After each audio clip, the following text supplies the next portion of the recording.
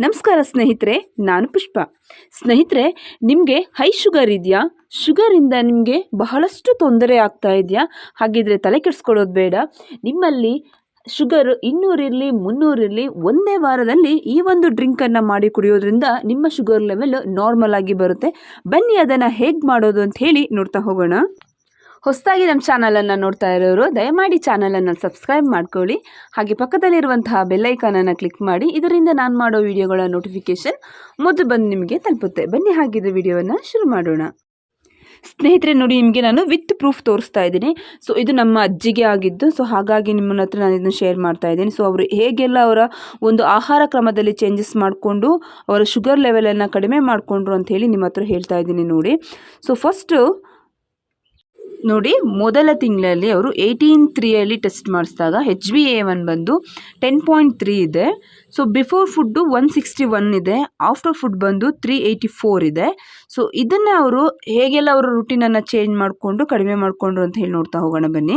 So 23 next before food 127 ಇದೆ, after food ಬಂದು 288 ಇದೆ. ಸೊ ಇದರಲ್ಲಿ ನಿಮಗೆ ಗೊತ್ತಾಗ್ತಾ ಇದೆ ಎಷ್ಟು ಚೇಂಜಸ್ ಆಗಿದೆ ಅಂತ ಹೇಳಿ.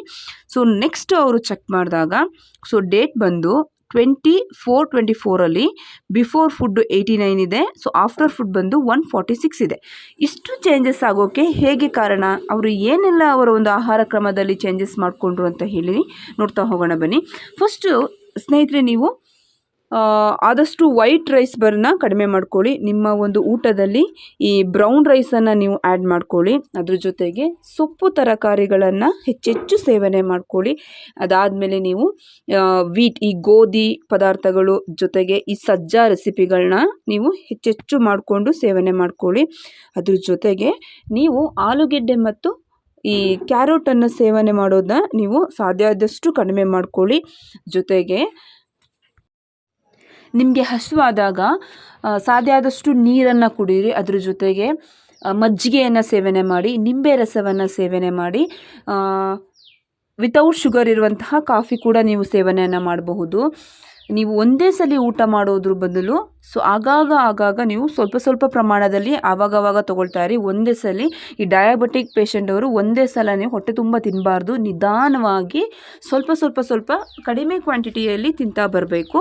ಇಷ್ಟರ ಜೊತೆಗೆ ನೀವು ಸಾಧ್ಯ ಆದಷ್ಟು ದಿನಕ್ಕೆ 35ರಿಂದ 40 ನಿಮಿಷ, ಮಿನಿಮಮ್ ಒಂದು 45 ಮಿನಿಟ್ ಆದರೂ ನೀವು ಬೆಳಿಗ್ಗೆ ಮತ್ತು ಸಂಜೆ ನೀವು ಕಂಪಲ್ಸರಿ ನೀವು ವಾಕನ್ನು ಮಾಡಲೇಬೇಕು. ಅದ್ರ ಜೊತೆಗೆ ಈ ಒಂದು ಡ್ರಿಂಕನ್ನು ನೀವು ಬೆಳಗ್ಗೆ ಖಾಲಿ ಹೊಟ್ಟೆಯಲ್ಲಿ ಸೇವನೆ ಮಾಡೋದ್ರಿಂದ ನಿಮ್ಮ ಒಂದು ಶುಗರ್ ಎಷ್ಟೇ ಇದ್ದರೂ ಸಹ ನಾರ್ಮಲ್ಗೆ ಬಂದು ನಿಂತೇ ನಿಲ್ಲುತ್ತೆ. ಬನ್ನಿ ಹೇಗೆ ಮಾಡೋದು ಅಂತ ಹೇಳಿ ನೋಡ್ತಾ ಹೋಗೋಣ. ಫಸ್ಟ್ ನೀವು ಈ ಸೀಬೆ ಎಲೆ ಇರುತ್ತೆ ನೋಡಿ, ಈ ಸೀಬೆ ಎಲೆಯಲ್ಲಿರುವಂಥ ಚಿಗುರನ್ನು ನೀವು ತೆಗೆದುಕೊಳ್ಳಿ. ಅದ್ರ ಜೊತೆಗೆ 1 ಸ್ಪೂನಷ್ಟು ಮೆಂತೆ, 1 ಸ್ಪೂನಷ್ಟು ಜೀರಿಗೆಯನ್ನು ಹಾಕ್ಕೊಂಡು ಎಷ್ಟು ಕ್ವಾಂಟಿಟಿಯಲ್ಲಿ ನೀರು ಬೇಕು ಅದನ್ನ ಹಾಕ್ಕೊಂಡು ಚೆನ್ನಾಗಿ ಅದನ್ನು ನೀವು ಕುದಿಸ್ಕೋಬೇಕು. ಸೀಬೆ ಎಲೆನ ನೀಟಾಗಿ ವಾಶ್ ಮಾಡ್ಕೊಳ್ಳಿ. ಅದ್ರ ಕುಡಿ ಬರುತ್ತೆ ನೋಡಿ, ಚಿಗುರನ್ನು ನೀವು ತೆಗೆದುಕೊಳ್ಬೇಕು. ಅದ್ರ ಜೊತೆಗೆ 1 ಟೇಬಲ್ ಸ್ಪೂನಷ್ಟು ಮೆಂತೆ, 1 ಟೇಬಲ್ ಸ್ಪೂನಷ್ಟು ಜೀರಿಗೆ, ಈ 3 ಹಾಕಿ ಚೆನ್ನಾಗಿ ನೀವು ಕುದಿಸ್ಕೋಬೇಕು. 1 ಗ್ಲಾಸ್ದು 3/4 ಗ್ಲಾಸ್ ಬರೋಷ್ಟು ನೀವು ಚೆನ್ನಾಗಿ ಕುದಿಸ್ಕೊಳ್ಳಿ ಅಂತ ಹೇಳಿದರೆ ನೋಡಿ, ನಿಮಗೆ ಕಾಣಿಸ್ತಾ ಇದೆ ನೀರಿನ ಕಲರ್ ಕೂಡ ಚೇಂಜ್ ಆಗಿದೆ ನೋಡಿ. ಅದ್ರ ರಸ ಎಲ್ಲ ಬಿಡೋಷ್ಟು ಕುದಿಸ್ಕೊಳ್ಳಿ. ಕುದ್ದಾದಮೇಲೆ ಅದನ್ನು ನೀಟಾಗಿ ಒಂದು ಗ್ಲಾಸ್ಗೆ ಶೋಧಿಸ್ಕೊಳ್ಳಿ. ಇದನ್ನು ನೀವು ಪ್ರತಿದಿನ ಖಾಲಿ ಹೊಟ್ಟೆಯಲ್ಲಿ ಕುಡಿತಾ ಬರೋದ್ರಿಂದ ನಿಮ್ಮ ಶುಗರ್ ಲೆವೆಲು ನಾರ್ಮಲ್ಗೆ ಬರುತ್ತೆ. ಇದನ್ನು ನೀವು ಮನೆಯಲ್ಲಿ ಟ್ರೈ ಮಾಡಿ.